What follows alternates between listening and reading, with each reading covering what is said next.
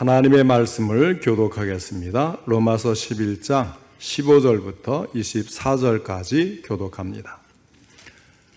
11장 15절부터 24절까지 교독하겠습니다. 그들을 버리는 것이 세상의 화목이 되거든 그 받아들이는 것이 죽은 자 가운데서 살아나는 것이 아니면 무엇이리요?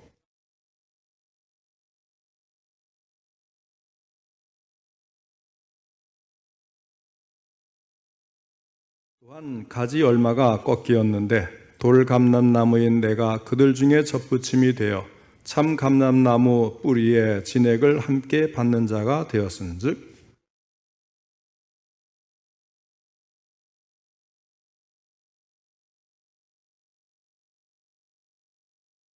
그러면 내 말이 가지들이 꺾인 것은 나로 접붙임을 받게 하려 함이라 하리니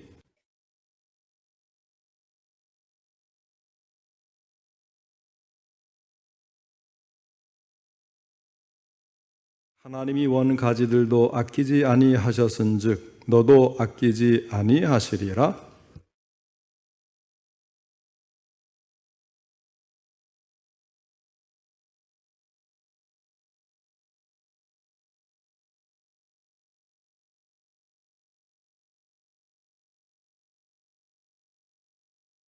그들도 믿지 아니하는데 머무르지 아니하면 접붙임을 받으리니 이는 그들을 접붙이실 능력이 하나님께 있음이라.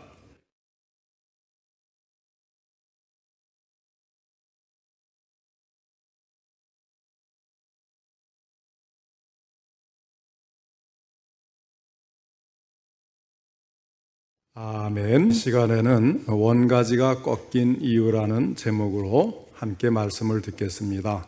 먼저 하나님께 기도드리겠습니다. 하나님 아버지, 이 시간에도 저희들의 예배를 받으시며 귀한 말씀 주시니 감사를 드립니다. 이 말씀을 통해서 저희들에게 하시고자 하는 하나님의 음성이 들려줄 수 있도록 성령께서 함께 하시고 전할 때도 들을 때도 도와주옵소서. 바르게 전하며 바르게 듣고 깨달아 실천할 수 있도록 믿음을 더해 주시기를 간절히 바라고 원합니다. 예수님의 이름으로 기도하옵나이다. 아멘. 우리가 읽고 있는 11장의 본문을 이해하기 위해서 사도 바울이 지금 무슨 주제로 말씀하고 있는가를 다시 한번 정확하게 정리할 필요가 있습니다. 바울은 11장 1절에서 하나님이 자기 백성을 버리셨느냐? 그럴 수 없느니라 하였습니다. 이 사실을 그는 11절 이하에서도 계속해서 설명을 합니다. 그가 앞부분에서 주장한 내용을 한마디로 말하면 하나님의 은혜로 보존하고 계시는 남은 자가 있다는 것입니다. 그렇기 때문에 이스라엘이 버림당했다는 말을 하면 안 된다는 것입니다. 오늘 읽은 본문에서 사도 바울은 이 놀라운 진리를 더 확실히 증명하기 위해서 세 가지 사실을 더 추가하여 설명하고 있습니다. 우선 첫째로 이스라엘이 완악해진 덕분에 이방 사람들이 믿게 되었다는 점을 이야기하고 있습니다. 11절 말씀입니다. 그러므로 내가 말하노니 그들이 넘어지기까지 실족하였느냐? 그럴 수 없느니라. 그들이 넘어짐으로 구원이 이방인에게 이르러 이스라엘로 시기나게 함이니라. 아멘. 이 말씀을 우리가 잘 이해해야 되겠습니다. 넘어지기까지 실족하였느냐? 그러니까 실족해서 완전히 넘어져 버렸느냐? 아니라는 거죠. 그러면 여기서 실족이 가리키는 것이 무엇인가 하면 이스라엘 백성들이 마음이 완악해서 아직 예수 믿지 않고 있는 것을 가리킵니다. 반면에 넘어짐은 그 의미가 다릅니다. 넘어짐이라는 것은 이스라엘이 하나님 앞에서 완전히 버림받아서 멸망당하는 것, 소망이 없는 것을 이야기합니다. 결국 사도 바울이 말하는 것이 무엇입니까? 넘어질 정도로 이스라엘이 실족한 것은 아니라고 하는 것입니다. 지금은 비록 완악해서 예수를 믿지 않고 있지만 그것이 완전히 멸망당했다는 증거가 될 수는 없다는 것입니다. 그리고 한 걸음 더 나아가 그들이 예수 믿지 않고 있는 것이 오히려 세상에 유익을 주었다고 합니다. 왜냐하면 이스라엘이 믿기를 거부한 덕분에 이방 사람 된 우리가 예수를 믿게 되었기 때문입니다. 그러므로 그들이 믿지 않는 것으로 세상을 이롭게 했다면 그들이 안 믿는다고 해서 어찌 망한다는 말을 할 수 있느냐 하는 것입니다. 그런데 여기서 우리가 잘 이해해야 될 것은 유대인이 믿지 않아서 복음이 이방인에게 전파되었다는 말은 이스라엘이 믿었더라면 이방인에게 구원받을 기회가 주어지지 않을 것이다, 그런 의미는 아니라는 거예요. 그들이 안 믿은 덕분에 이방 사람들이 예수를 훨씬 더 빨리, 더 쉽게 믿을 수 있는 기회가 주어졌다, 이런 뜻입니다. 사도 바울은 이제 두 개의 작은 비유를 사용하는데, 하나는 이스라엘의 의식 생활에서 나온 것이고 다른 하나는 농업에서 나온 것입니다. 처음에는 하나님께 드리는 떡으로 비유를 합니다. 16절 상반절에 제사하는 처음 익은 곡식가루가 거룩한 즉 떡덩이도 그러하고 하였습니다. 이렇게 해석해야 되겠습니다. 대표되는 한 부분이 하나님께 드려질 때 전체가 그분께 속하는 것과 마찬가지로 첫 번째 회심자가 믿을 때에 나머지 회심이 따로 일어나는 기대를 할 수가 있는 것입니다. 그 다음에는 나무의 비유가 나옵니다. 뿌리가 거룩한 즉 가지도 그러하니라. 아마도 이것은 유대인 족장들이 언약에 의해 하나님께 속한 것과 마찬가지로 그 언약에 가지처럼 포함된 그들의 자손들도 그러하다, 이런 뜻입니다. 이렇게 뿌리와 가지에 대한 묘사를 하여서 바울은 이제 감람나무 비유를 전개하게 됩니다. 여기에 돌감람나무와 참감람나무의 비유가 있습니다. 팔레스타인 전역에 있는 작은 숲이나 과수원에서 자라던 감람나무는 포도나무와 마찬가지로 이스라엘에 대한 상징으로 인정되었습니다. 배양된 감람나무는 하나님의 백성이고 뿌리는 족장들이며 가지는 수십 세기에 걸쳐 이어지는 연속성을 나타냅니다. 이제 가지가 얼마 꺾여졌습니다. 이것은 일시적으로 버림받은 믿음 없는 유대인들을 가리키는 것입니다. 그리고 돌감람나무인 내가 그들 중에 접붙임이 되며 이제 너희가 그들과 함께 참감람나무 뿌리에 진액을 함께 받는 자가 되었다고 17절에 말씀을 하는데, 참감람나무는 이스라엘을 말하고 돌감람나무는 우리 이방인들을 가리킵니다. 참감람나무인 이스라엘이 예수를 안 믿으니까 하나님이 가지를 쳐버렸습니다. 그 대신에 그 자리에 돌감나무 가지인 이방인을 접붙이게 된 것입니다. 돌감나무 가지의 입장에서는 참감람나무 가지의 접붙임을 받았으니 얼마나 잘된 일입니까? 사실 이방인은 구원받을 가능성이 없었던 사람들입니다. 그런데 이스라엘이 믿지 않고 고집하다가 꺾여버리니까 그 자리에 이방인인 우리가 가서 접붙임을 받게 된 것입니다. 이런 의미에서 이스라엘 사람들은 오늘 예수 믿는 우리에게 대단히 고마운 존재라고 할 수가 있습니다. 바울은 비유를 전개하면서 꺾여짐과 접붙임이라는 두 주제를 통해 두 개의 상호 보완적인 교훈을 가르치고 있습니다. 첫 번째는 이방인 신자들에 대한 경고로서 예수 믿고 구원받았다고 교만하게 굴지 말라는 것입니다. 19절부터 21절을 우리 다시 한번 같이 읽도록 하겠습니다. 11장 19절부터 21절까지 다 같이 읽겠습니다. 한 목소리로.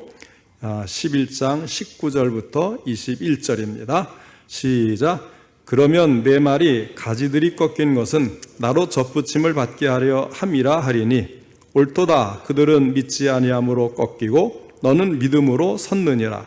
높은 마음을 품지 말고 도리어 두려워하라. 하나님이 원 가지들도 아끼지 아니하셨은즉 너도 아끼지 아니하시리라.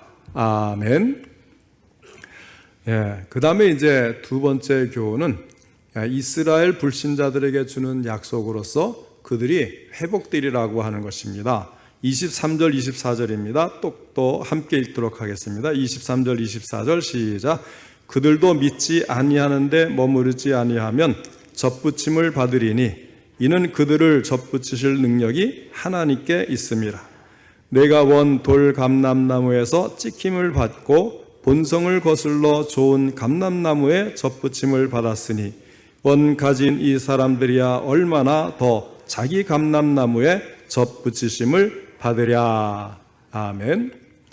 이렇게 이제 두려워할 것을 경고하고, 그 다음에 이제 그 이스라엘은 원 가지였는데 다시 접붙인다면, 뭐 돌감나무도 접붙였는데 이 원 가지가 왜 어렵겠느냐?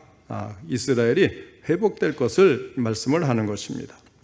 그래서 믿는 이방인들에게 주는 경고는 분명하죠. 감람나무는 나뭇가지를 쳐버리는 전지와 접붙임 과정을 둘 다 거쳤습니다. 어떤 가지들은 배양된 나무에서 잘려져 버렸어요. 어떤 유대인들이 이제 버림을 받았다는 이야기입니다. 그들 대신에 이제 그 자리에 야생 가지, 돌감람나무 이방인이 접붙임을 받은 것입니다. 어떤 이방인들은 믿었고 하나님의 언약 백성으로 받아들여졌다는 것입니다. 그러니까 그 가지들을 향하여서 자랑하지 말아라. 이것이 첫 번째 경고입니다.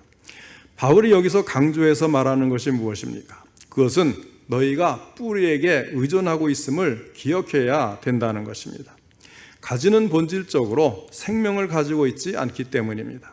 내가 뿌리를 보존하는 것이 아니요 뿌리가 너를 보존하는 것이니라 하였습니다. 무슨 말씀인가 하면 너희의 영적인 뿌리를 기억하라는 것입니다. 우리 자신의 신앙의 뿌리가 어디에 있는지를 잊지 말라는 것입니다. 우리가 구원받은 것은 처음부터 하늘에서 뚝 떨어진 것이 아닙니다. 누군가가 나에게 복음을 전하였기 때문입니다. 그 근본을 따져서 찾아가면 이스라엘 사람들이 나오겠습니다마는 현재 나에게 직접적으로 복음을 전해준 사람도 분명히 있는 것입니다. 나의 구원을 위해 기도하고 복음의 씨를 뿌린 사람이 분명히 존재합니다. 그 사람은 부모일 수도 있고 친구일 수도 있고 아니면 전혀 모르는 사람일 수도 있습니다. 그렇지 않았다면, 그들을 통해서 내가 복음을 받지 않았다면 내가 오늘날 예수를 알고 그분을 믿고 구원받아 이렇게 하나님께 쓰임받는 존재가 될 수가 없었을 것입니다. 나를 처음으로 믿게 해준 사람이 있다면 또 나의 신앙이 성장하기 위해 걸음을 뿌려준 사람들도 존재합니다. 신앙의 선배일 수도 있고 주일학교 선생님이나 목사님일 수도 있습니다. 우리는 모두가 그런 분들에게 빚진 사람들이라고 하는 것입니다. 오늘 내가 믿어지고 성장한 신앙으로 봉사하고 있다고 해서 자랑하지 말고 그 신앙의 뿌리를 생각하라는 것입니다. 이방인 신자들에게 이같이 교만과 주제 넘은 태도를 갖지 않도록 경고한 후에 바울은 이제 유대인 중에 믿지 않는 비그리스도인들에 대한 하나님의 약속을 이야기하고 있습니다. 바울의 논증에 따르면 접붙임을 받은 자들이 찍힐 수가 있다면 잘려진 가지들도 다시 접붙임을 받을 수가 있습니다. 여기서 그는 중요한 단어를 사용하는데 그것은 머무른다 이런 말입니다. 그들도 믿지 아니하는데 머무르지 아니하면 접붙임을 받으리니 이는 그들을 접붙일 능력이 하나님께 있음이라 하였습니다. 더구나 이런 확신은 자연적 가지와 자연적이지 않은 가지의 대조로부터 나오는 것입니다. 내가 다시 말하면 이방인 그리스도인들이 원 돌 감람나무에서 찍힘을 받고 본성을 거슬러 좋은 감람나무에 접붙임을 받았으니 원 가지인 이 사람들, 다시 말하면 유대인 그리스도인들이야말로 더 자기 감람나무에 접붙이심을 받을 것이다 이렇게 이야기합니다. 이스라엘의 회복은 이방인의 부르심보다 더 쉬운 과정이 될 것이다 그런 말씀입니다. 이제 두 번째로 이방인들이 예수 믿고 구원 얻는 것을 보면 결국은 이스라엘도 회개하고 돌아온다고 이야기를 하고 있습니다. 왜냐하면 이스라엘은 질투가 많은 콧대 높은 사람들이기 때문입니다. 14절 말씀에 이런 말씀이 있습니다. 이는 혹 내 골육을 아무쪼록 시기하게 하여 그들 중에서 얼마를 구원하려 함이라. 이방 사람들이 먼저 예수를 믿게 한 이유는 이스라엘 백성들을 시기나게 해서 그들을 구원하기 위한 하나님의 지혜요 섭리라는 것입니다. 그것을 이제 예를 들어 제가 한번 설명해 보겠습니다. 예전에 한 번은 새로 나온 청년 두 사람과 새가족 성경 공부를 한 적이 있었는데요. 그 중에 남자 청년에게 어떻게 해서 처음에 교회 나오게 되었습니까? 물으니까 이런 대답을 해요. 고등학교 때 처음 교회에 다녔는데 교인들을 보니까 왠지 없어도 부자 같은 모습, 없어도 남을 도와주려고 하는 그 태도, 그것이 너무 좋았다는 거예요. 그래서 군대에 가기 전까지 계속해서 교회에 다녔고 이제 제대하고 사회 자리를 잡으면서 다시 교회에 나오게 되었다. 이렇게 이야기를 합니다. 이렇게 다른 사람들에게 질투할 수 있는 내용을 가진 신앙생활을 해야 된다는 거예요. 우리가 모두 믿지 않는 다른 사람들에게 매력적인 그리스도인이 되어야 할 것입니다. 과연 오늘날 예수 믿는 우리가 믿지 않는 사람들에게 질투의 대상이 될 만한 무엇이 있다고 보십니까? 안 믿는 주변 사람들이 너 믿는 예수 나도 좀 믿어보자 이렇게 찾아올 만큼 우리들이 그들에게 무엇인가 보여주는 것이 있느냐 하는 거예요. 그들보다 좋아 보이는 것, 그들보다 행복해 보이는 것, 그들보다 무언가 앞서가는 그런 것들이 있느냐 하는 것입니다. 그런 의미에서 저는 우리 예수 믿는 사람들이 정말 복을 많이 받아야 된다고 생각을 해요. 그렇다고 뭐 돈 많이 벌어서 부자 되세요 뭐 이런 이야기가 아니고 부부 사이의 사랑도 안 믿는 사람보다 훨씬 더 좋아야 하고 예수 믿는 사람들은 부부 간에도 이렇게 보면 벌써 달라요 분위기가. 그만큼 예수 믿는다는 것은 다른 사람들이 다 상식적으로 같이 똑같을 것 같은데 뭔가 독특한 다른 면, 그것도 더욱더 평화스럽고 더욱더 행복하고 또 좋은 그런 것들이 분위기가 있단 말이죠. 부부 사이에도 안 믿는 사람들보다 훨씬 더 금슬이 좋아야 되고 자녀들도 예수 믿는 가정의 자녀들은 더 아름답게 자라야 된다는 거예요. 뭐 꼭 좋은 대학 가고 좋은 직장 가고 그런 것이 아니고 뭔가 그 자녀들을 보니까 예수 믿으면 저렇게 성장할 수 있고 저런 사회인이 될 수 있고 저런 심성을 가질 수 있구나. 정직하지만 지혜롭고 또 참 모든 것에 배려를 하고 그러면서도 흔들림 없는 그런 모습으로 그 예수 믿는 가정의 자녀들이 크는 모습을 보면요. 꼭 좋은 대학에 안 가도 뭔가 있구나. 달라 보인단 말이죠. 그래서 더 성실하고 더 화목하고 정직하고 알찬 모습들, 그리스도인으로서 풍기는 그런 모습과 분위기, 이것을 사람들이 부러워하는 것이죠. 뭐 사업자들도 돈 많이 벌었고 뭐 자녀들이 뭐 좋은 대학 가고 유학 가고 뭐 아주 대기업에 연봉 많은 데로 취직하고 뭐 잠깐 부러울 수는 있지만 그렇다고 해서 그것이 계속된 부러움이 될 수는 없는 거예요. 이렇게 우리가 예수를 믿는 그런 좋은 모습들이 다른 믿지 않는 사람들이 보고 매력적이고 참 부럽고 우리가 돈이 별로 없어도 저와 같이 참 왠지 없어도 부자 같은 그런 삶, 그거는 교회 다니면 할 수 있구나 이런 생각을 가지게 만드는 매력 포인트가 있어야 된다는 거예요. 그 다음에 이제 마지막 세 번째는 바울은 언젠가 이스라엘 사람들이 믿고 돌아오는 날 눈앞에 전 세계가 복을 받는 영광스러운 장면이 나타날 것이라고 말을 합니다. 12절입니다. 그들의 넘어짐이 세상의 풍성함이 되며 그들의 실패가 이방인의 풍성함이 되거든 하물며 그들의 충만함이리요. 이스라엘 사람들이 믿지 않고 거역하는 것으로 인해서 세상 사람들이 예수 믿고 복을 받았다고 한다면 그들이 예수 믿고 돌아오는 것을 통해서 세상이 얼마나 놀라운 복을 더 받겠느냐고 하는 것입니다.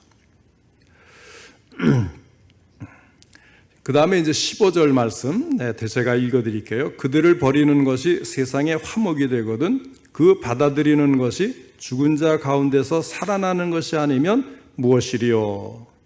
그들을 버린다고 하는 것은 그들이 예수를 배척한 것으로 볼 수가 있어요.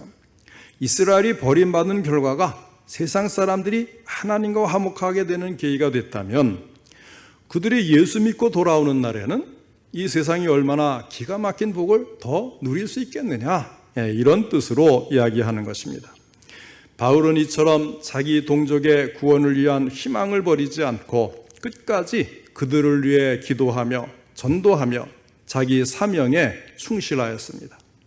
지금 우리 한국 교회를 볼 때에 남북으로 갈렸잖아요. 그래서 이제 북한에는 종교의 자유가 없어졌으니 참 이 바울이 보는 동포를 향해 보는 것이 우리의 입장과 참 비슷해요.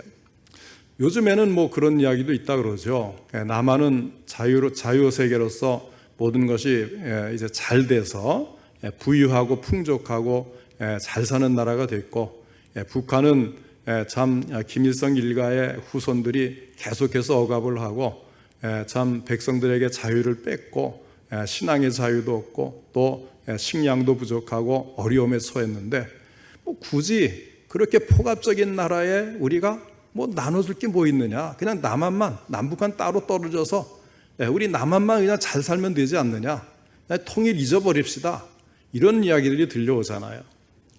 그런데 우리나라는 이 반공과 그 다음에 이제 그 남북 통일, 북한의 교회 회복, 이것이 굉장히 뿌리 깊게 있어요. 왜냐하면 사실 이제 남북 갈라지면서 북한의 공산 정권이 들어올 때 북쪽에서 우리 성도들이 많이 내려왔거든요. 목사님들도 많이 내려왔습니다. 그러니까 북이스라엘과 남유다가 갈라졌을 때에 북이스라엘에 있던 참된 레위인 제사장들, 신앙인들은 예루살렘에 있는 유다로 사실 많이 내려왔거든요. 그 후에 북이스라엘은 회복할 수 없는 우상숭배로 깊숙이 들어가 버리는데, 우리가 비슷해요, 여러 가지 면에서. 근데 이 반공이라고 하는 것이 오늘날 잘못 자리를 잡아가지고 참 교회가 이 반공 때문에 엉뚱한 데로 흘러가서 잘못된 사람들과 결탁하고 잘못된 이제 배척을 하는, 이런 데 지금 쓰임 받는 게 안타깝습니다. 그래서 반공이 아니에요. 정말 다시 우리가 북쪽의 땅을 회복하고 복음으로 회복하고 평양 대부흥운동이 있었던 그 자리에 다시 교회가 복원되고 우리 동포들이 같은 혈연으로서 또 예수 믿던 같은 사람들이 나눠져 가지고 그곳에 있는 우리 동포들이 예수를 믿지 못하니 우리가 이것을 회복해야 되지 않겠느냐. 그래서 우리 교회는 통일을 이야기하고 북한 교회의 복원을 이야기하는 것이지 무슨 뭐 정치적으로 경제적으로 득을 보고자 하는 게 아니란 말이죠. 잃어버린 그 하나님의 나라의 그 영토를 회복시키려고 하는 그런 목적에서 우리가 하는 겁니다. 그러니까 잘못된 반공의식이라든지 또 이런 것들에 우리가 휩쓸리지 말고 정말 북한에 있는 우리 동포들이 어쩌다가 참 한국 부흥운동의 그 원 기지가 되었던 그것이 지금 이렇게 분열이 되고 자유가 없고 교회가 없어지고 이런 것이 되었는가, 이런 것들을 우리는 회개하면서 속히 우리의 동포들의 영혼이 구원받도록 우리 교회만은 계속 기도하면서 평화 통일이 이루어지고 북한의 교회가 회복되는 일을 관심을 가지고 계속 복음을 위해서 수고를 해야 할 것입니다. 바울처럼 우리도 민족 복음화, 북한 교회 회복과 동포들의 구원을 위해서 끝까지 포기하지 말고 계속해서 기도하면서 준비하고 마침내 이루는 것을 볼 수 있기를 주님의 이름으로 축원합니다.